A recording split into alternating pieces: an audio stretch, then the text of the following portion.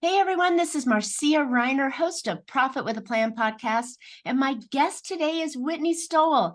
And he's here to talk about why you and why it's how you can stand out in a crowded room on today's Profit with a Plan podcast.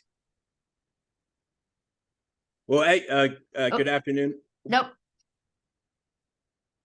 Hey, entrepreneurs, are you trying to make bigger profits in your small business? If you're like most of us business owners, increasing your profitability is always on your mind. And you're probably looking for ways to grow your revenue while growing your company. Well, you found a podcast that shares ideas to help you do just that. I'm Marcia Reiner, known as the Profit Booster, and a business growth strategist. I've helped tons of small business owners to establish and implement a tangible plan that guarantees increased profitability and guide your growth and plans for your future exit, because building a highly profitable and sale-ready business creates a win-win scenario. That's more money now and a windfall when it's time to let go. And I want to share strategies with you on today's Profit with a Plan podcast. But before we get started, I have a super powerful training called the 30-Day Profit Booster.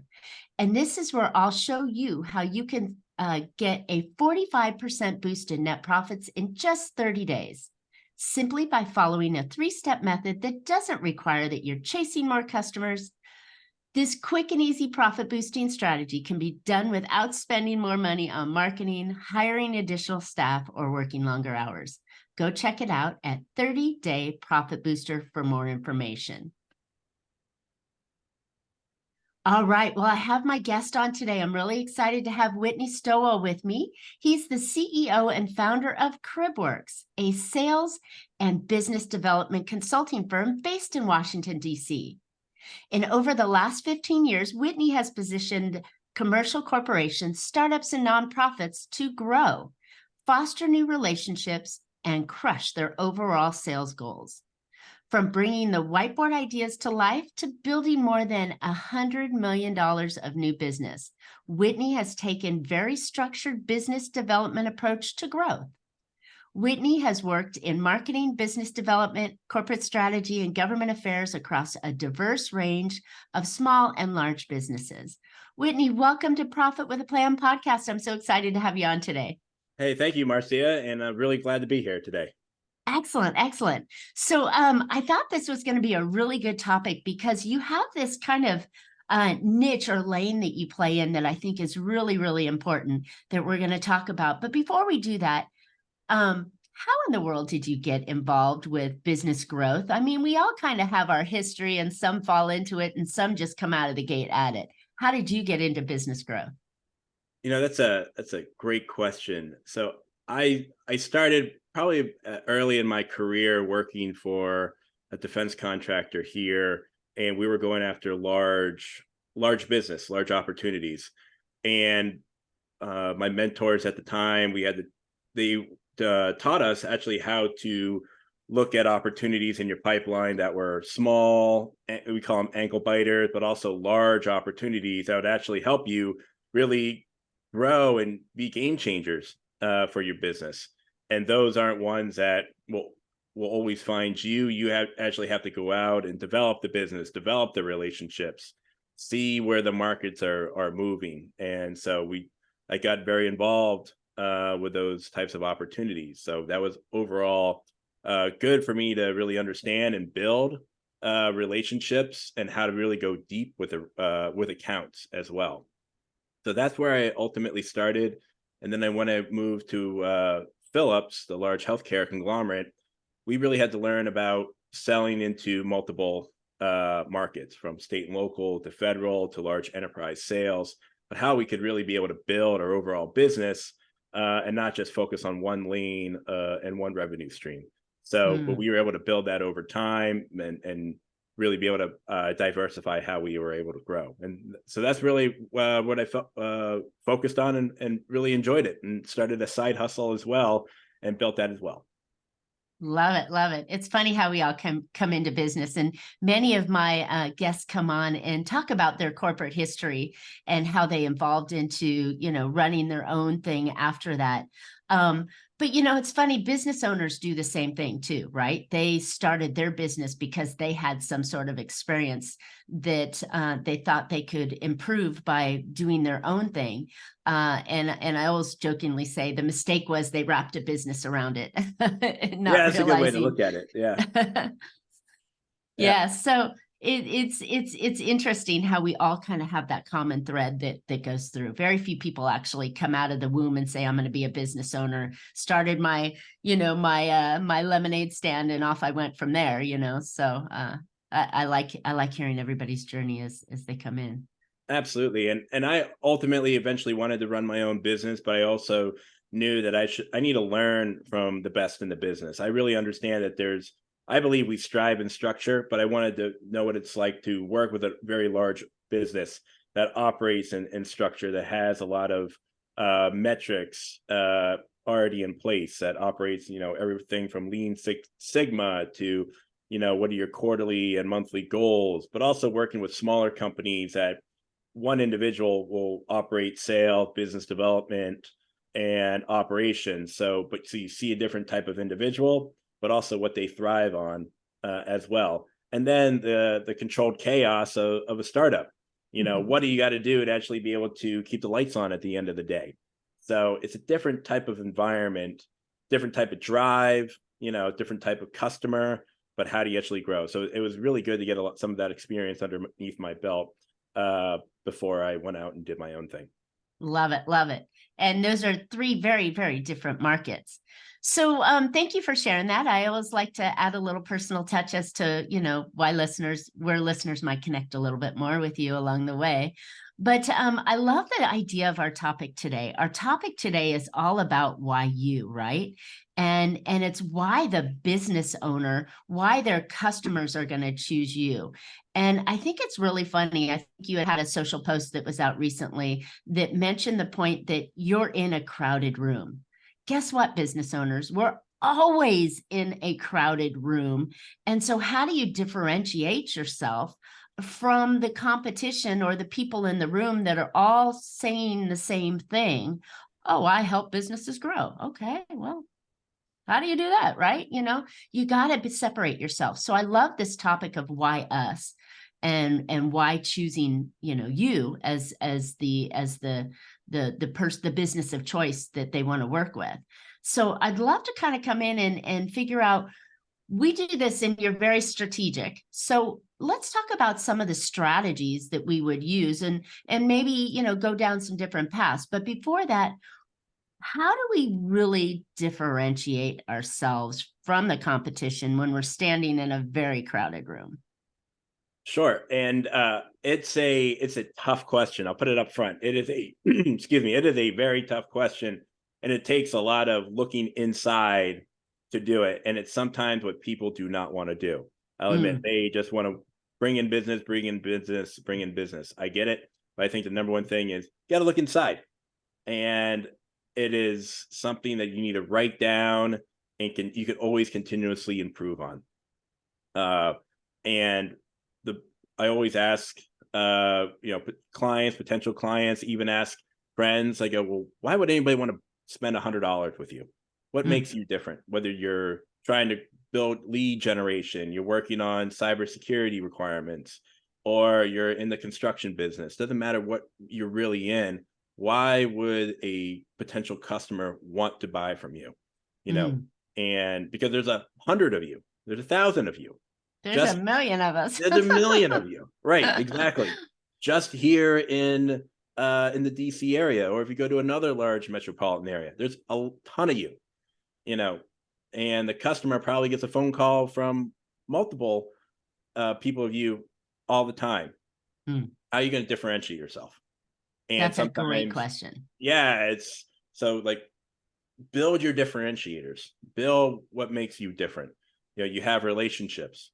And so those are just let's talk about some of those differentiators that actually stand up, because you got something that I want to come back to, but I think it's really important to talk about the differentiators. What are some of the things that we would consider differentiation?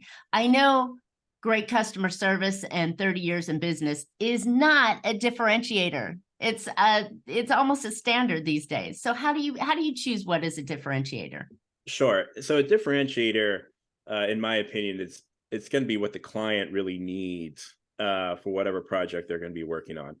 So, for example, if they have a need and it's I need customer service, maybe it's a customer service need that they really for their upcoming project or whatever it might be, for you to describe to them, it's like, hey, we have a 24/7 customer support line with a real live person for you. This is what we have, but you're providing metrics behind it. You're providing, past performance to show to them that this is something that we have that stands above what somebody else might not already have. Like, oh, okay. But those metrics will really help you drive yourself comparable to everybody else. So I think that's one thing. Interesting. The metrics and the past performance, I think, really start to separate yourself. Okay. So then saying that, well, let's use not that a lot of the listeners are startups, but let's use your startup idea. If you don't have past experiences and metrics that you can lay out for the customer, how do they separate themselves unless they're, totally blue ocean kind of some brand new product? How do they differentiate themselves? So it's one thing to look at is what is the value that you're going to be bringing to the customer. So I think it's really what is the value that you're going to be driving to them. And it's, say you're going to be selling a certain service or a certain product. Is it something that they really need at the moment, or do they want, which are obviously two different things, but what are you going to give to them as a startup? One thing that you could look at is, if somebody calls you, you're going to be the one picking up. Unlike in a large business, you're not always going to get the key decision maker. You can be a lot more attentive, comparable to others. Your overhead's probably going to be a lot lower. Those are things that you can obviously show and prove to the customer on what makes you different, comparable to a large business. Yet your risk might be a little bit higher, but here's other ways that you can actually prove to the end customer that you're able to meet your timelines on time, in person. You got to be able to have metrics driven differentiators and data driven differentiators to actually really be able to get the customer's ear. Okay, so then describe the difference between a metric differentiator and a data-driven differentiator. Sure. I think I know, but just so we give the audience Okay. that kind of So for example, let's take for metrics, you have backed metrics on items that you've improved on within a job, within a past project. So, hey, we reduce the overall let's say in an energy project, we reduce the overall utility load in this project from X down to Y. Here's what we've been able to reduce in a timeline. So we have the kind of here's how much money we saved you, and here's how we actually shrunk the timeline, and here's how we did it. Yeah. So you have some metrics behind that. Got it. Actually able to show the customer, like, here's how we were able to save you money, and we did it, more effectively and more efficiently, and we did it on time. Got it. All right. Okay. Now I really have it. The data can also show you during a project with them, here are all the metric points or the data points that we uncovered for you, if you didn't have it already, but here's all the items that we're able to uncover for you. If it's say a hospital project, it's like, here's all the we're able to show all the wheelchairs that are actually exiting the hospital, and here's how many that are lost on a daily basis or on a monthly basis. You're able to show those data driven points as well. So got it. So that having that skill set could separate you from just the flat out price, because if you're $100 and the other company's $100, it's basically the same thing. Do I know company A or do I know company B? What other items can you offer? And whether it's data points or metrics that you can offer the customer to prove that you are the better choice. And is that the lane that you're going in with the metrics and the data? Yes, and it is, but it's also, what does it matter to the customer? Does it actually matter to the customer who you're talking with? If it doesn't matter to them, then what does matter to the customer? Do you know the customer's hot buttons? What are they focused on with the project? So it's also for you to get to know what's on the customer's mind. If there's multiple decision makers within the customer, what does each one of them find interesting or need to accomplish within an overall project? So you can actually speak to each one of them to be able to get closer to the customer. Excellent, excellent.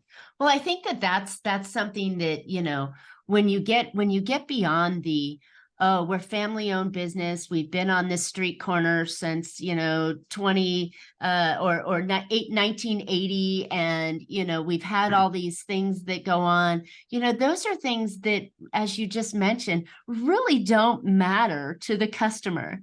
The customer's looking at price, functionality, warranty, possibly, how long is this product going to last, or the service, can you back it up by the reputation of the company or the promise that you're making. And I love the way you put it in a way that it's all about what the customer needs. Right? It's not who cares about you? Exactly. And the differentiators, it's all about what they perceive is valuable, and how can you highlight that in a way that your customer goes, yeah, I like you over them, and therefore I'm going to spend my $100 with you instead of them. And I think that's what I think we're missing that in a lot of the communication that we put out on a regular basis, whether it's verbal or written or imagery, is how do we portray that? And I think that's really important. I think it's a missed gap. It's a very big missed gap. I wouldn't say it's big as the Grand Canyon, but it's definitely, it's gigantic. It's big. It really is. Sorry, go ahead. No, I was going to say, yeah, it's crazy how many people miss that. And they sit there and look in the mirror and go, look how pretty I am, right? Well, it's definitely true, because your differentiators are a very powerful part of your marketing, of your sales and business development, of your social selling, of when you're out in with potential customers, how you communicate with them, but also how you're training new staff. They want to know what to say, be like, hey, this is what makes us different. And this is why people want to come talk to us, because when you have new employees or existing employees, they are an extension of you, regardless if they're on the clock or off the clock, because you never know where those, we never know when you could potentially bump into a lead. It could be at a happy hour. It could be on the park, and you're just having a conversation. And those, if they have those differentiators in their heads, I mean, they could pick them up very quickly if they know them, and they know them down cold. Yeah, especially if you're in professional associations and organizations, which I always highly recommend. You're going to be a group amongst your peers, and crowded room. Yeah, it's a very crowded room, but they're also going to know, like, hey, I might know something, but like, great, hey, this is how I can help you accomplish what you're trying to, what you need. Right. Yeah, and of custom. I was going to say, I think it goes a little deeper than that too, because that's all forward-facing, outward direction, consumer or customer communications, and so on. But if you think about internally, because you mentioned this, the first part that I wanted to come back to, that you have to look inside, right? When you're looking inside at your business and you're able to initiate the values and the on-time delivery with the things that you say you're doing, right? Then it not only acts as a differentiator, but then it also acts as a proof point, right? Because now you're able to deliver on what you said, because you've incorporated all those beliefs and values inside the business. You're 100% correct. And that's why I always say it's the toughest thing for people to do is to look inside. And I said, it's going to take some time. It's uncomfortable. But sometimes the differentiators do not instantaneously happen. You got to think about why you, and it might not be when you're actually sitting down and with a piece of paper and literally trying to write them down. It could be when you're cooking dinner, when you're watching a movie, but it's like, write those why you. Ask your current clients, hey, why did you choose me? What makes me the company that you want to work with? That's why past performances are so powerful. And they will tell you, and they'd be like, you're the one who actually picks up the phone and can help us solve this problem. Wow, I never thought about it like that. I thought you picked us because of price. No. Right? Exactly. Yeah. Your big ahas come out. Yeah, And that's the worst thing you can compete on is price. Because then it's a race to a bottom. Because if you're $100 today and the guy down the street says he's 95, next week you got to be 90 to beat him. And so it's not the direction you want to be in at all. No, not at all. But and all you have to do is ask your current clients, just say, hey, why us? And it's like they will, most of them, I guarantee you, will say, this is why we chose you. But they will, and if you've been working for a while, working with that company for a while, they'll tell you additional reasons why, and just write it down, because that becomes powerful marketing, branding, you name it, internal conversations to have. But then that can be a way to ask for referrals as well. So you're talking with one company, say, hey, we really appreciate, you've helped us save X amount of money on this project. You can ask them well, thank you. Appreciate it. Do you know anybody else that we've helped you do X, Y, and Z? Who else can you help? Anybody else that might have this? Yes, by the way. And there's somebody else you can help refer. But getting down to those differentiators also helps that current client have that conversation with another company. Be like, hey, this company I've been working with helped us save 20%, year over year. They might be somebody of interest for you to work with. Exactly. Yeah. Exactly. And I think happy customers are those that brag, and funny enough, customers don't always realize all the benefits that they're getting when they work with you. So having that conversation and having that forefront on the mind and on their mind, and helping them see, oh yeah, you did increase my growth by 20% year over year. You did answer the phone every time I called. So even in that conversation with your past clients, you can reinforce what you'd like, your company to stand for when you're differentiating yourself out there. Absolutely. And that sometimes extracting that from your employees is sometimes hard, because you have to ask your employee whether they're the account manager or they're on site with the customer, whoever it might be. It's like, hey, can you just, you got to ask. That's that initiative that you need to provide to your current teams. Like, hey, we need to get some information out of our customer, but it's for both your own benefit, but also the customer's benefit. You got to ask. That's the initiative I think everybody does need to take. Yeah, absolutely. And it's hiring right and getting the right people in the play that have the ability to ask and understand the goal of the company to move them forward. That's really great. So we've talked about several differentiators, the key metrics and the data points, and then the things that actually separate you from the customer's point of view on it. When we're trying to really set ourselves up for success as a business owner, when we're communicating our differentiator, and again, I'm trying to have the visual of you're in that crowded room, right? Are you wearing the red shirt when everybody's wearing the blue shirt, or are you, blending in with the blue shirt, right? And I'm wondering what's your best way to communicate that with the audience out there? Do you have any kind of formulas that you use when you're communicating that? So I always want to know where to start, so I understand where to start first and be able to communicate be able to communicate forward. So to be able to understand, I obviously first want to know what they believe their existing differentiators are first. Say, all right, So you're talking to the business owner. You're not correct. necessarily talking to the consumer. You're talking to the business owner and say, where are you? Okay, Yeah, yeah, just so I'm on the right yeah, page. yeah, yes, yes. Like, walk me through it. Why does anybody want to? Why do current clients buy from you, and what do you think uh your differentiators are? Because I Okay, think that's good. yeah, you just I want to know. And then Sure. like just surprise me, what is it? And that's like, what are your competitors doing? How do you differentiate from Mm. your competitors?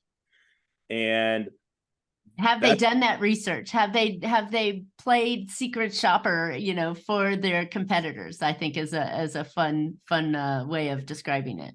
yes, and that is one that I will catch them off guard on. It's like, oh, well, like, this is what we do. It's like, okay, we don't have to instantly go from 30,000 feet down to 5 feet. Like, let's operate a little bit in the middle here.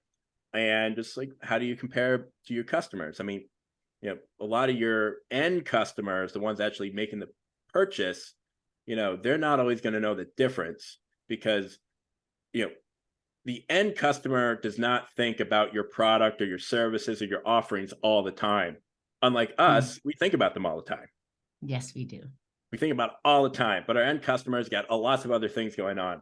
They're thinking about their family, their current job. They're going to play golf today, whatever else, what other things are going on. So there's a lot on their minds. But going back to differentiators, how do you compare to the competition? So I like to do a competitive review. But if we're at a trade show, I was like, let's walk the floor. Like, think about your products and see what else other people have, and listen to them and just see what they have. So I think it's level setting on the competition and seeing how we kind of approach it. And then from there, it's okay, where do you see the potential gap and the potential need that is not what the competition is doing, but it's going to be where the client's needs are. And it's Mm. not what you think the needs are for the clients, but they are the needs of the clients. Because we assume a lot on what the client actually needs. We actually Yeah. got to have some concrete evidence. And I think that's where having a proper sales journey and CRM journey, you can actually make sure you have the right differentiators when you want to move an opportunity along. Love it. Love it. All right. So then you're looking at, I love the way you just said that having the CRM and the pieces in place, because the last thing you want to do is take a whole sales journey that came out of your brain, right? And having it all written down with systems and processes so somebody else that can duplicate it, and then laying in the differentiators as to why your company is the best choice for your ideal client along the way brings everybody into the circle. And then that communication consistently can go forward. So I love the way that you added that to your system that you built out for moving people along that buyer's journey. That's really valuable in there. It's another great Absolutely. reason. Yes, no, absolutely. I wasn't thinking about it like that at the beginning, but no way you teed it up. I think it makes complete sense. But it's when people get leads in, you're going to get a lot of leads, but you need to be able to qualify those leads. And then you go from the qualification of the leads is, customers to say, yes, I'd love to get a proposal from you. I'd love to be able to buy from you. But they're probably saying the same thing to other entities. Mm-hmm. And the larger the opportunity, the more bidders that they're gonna be. And just being in large sales and even government sales, there's a lot of competition. So you got to be able to build the relationship, but making sure you differentiate yourself. So when that proposal gets in front of the customer, be like, yes, this is what I want. I know why they have a solution that differentiates themselves from everybody else. Love it. Love it. All right. So this has been really actually helpful in figuring out some of the reasons that you want to differentiate yourself and some of the ways that you differentiate yourself from the customer's eyes, so that when they make that choice, they feel confident with the decision that they made because you've given them enough reason to choose you over the competition, choosing you over company B that looks exactly the same on the outside, right? I love that. And I think that's what we're missing in today's market, because you and I both know that through the internet and through ads and TV and everything, that radio and all these external forces that are hitting the consumer today. Mm-hmm. We're getting ads like multiple ads every minute that desensitize the buyer. And if we can step out and wear our red shirt, whatever that is, right? Wear our red shirt and a bunch of shirts of blue shirts, then the buyer may perk up a little bit and listen a little bit more, so that when they're ready to make their decision, you're more familiar to them because you've done the right things and you've said the right things from their point of view. And I think that's the differentiation, and the why you that we're talking about here is, how do you stand out in the crowd? Absolutely. And you're right. I am completely bombarded with ads, more ads, regardless of what social media platform I'm on. But you're absolutely right. It's, hey, I can do all these things for you, and this is what I could do. But it's also going down to the authenticity of getting to what the client really needs, and Absolutely. tailored to what the client actually needs. But they want something, they're going to spend money, they want something that is tailored to them. And can you make sure you are positioned to answer those needs? So that's asking a lot of the right questions, understanding, going deep and understanding those needs. As long as it's not transactional sales, which is totally different ballgame. Right. I got a widget. You're going to consume the widget. You're going to move on to it. You're going to buy a second widget next week, right? And you keep going and going and going. Right. Yeah. So, but it's all about building that the quality. We're going for quality, because with the quality, then you can actually start to go deeper and deeper and deeper with those accounts, and they really become a true partner. And you're really building to a trusted advisor status, which I always recommend for companies. Like, you have those differentiators, and then they want to work with you, and you can really start to build to a trusted advisor status. Love that. And then price is no issue. Exactly. Yeah, because you solve what they need, and then you can actually price effectively and be able to, price is not the issue. Yeah, love it. All right, Whitney, this has been a great conversation. You've added so many unique ideas to the differentiator, and how important it is to separate yourself so that the customer knows why they're choosing you over somebody else. So where can listeners find out more about you and your company? They can find out more about me. You go to my website, cribworks.co, and you can find out the information under the services tab to find out more about me. Okay, awesome. And do you have something that you share on that services tab? Yes, I have it's called a sales accelerator that focuses on differentiators, but it also focuses on the importance of CRM and your sales journey. And I talk more about the individuals that should be a makeup of adding the components of going from a lead all the way to a proposal, and what differentiators you should be looking at. So that will be awesome. all under the sales tab on my website. All right. Awesome. Thank you so much. That sounds great. And I know that we can all use that kind of information to freshen up, researching your competition and finding out why you're different is an ongoing process, listeners.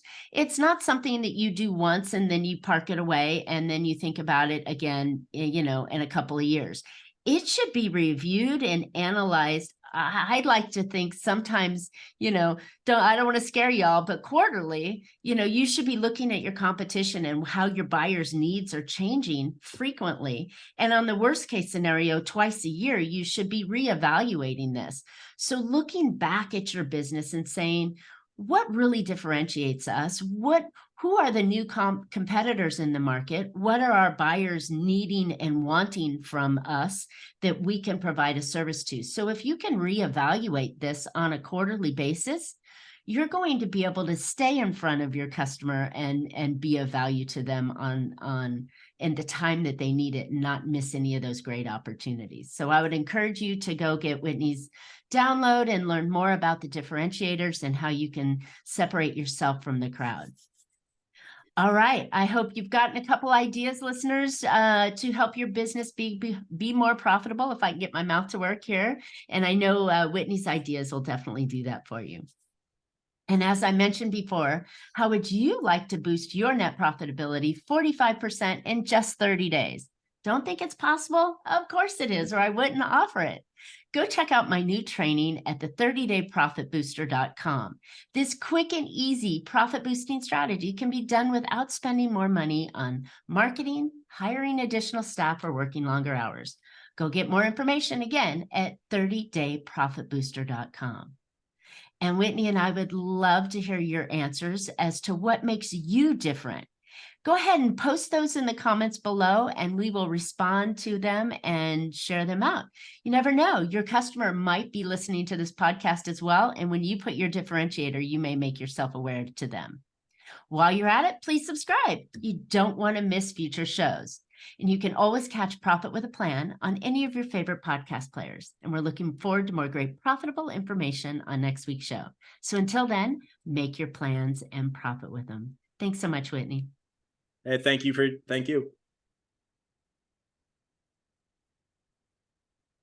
There we go.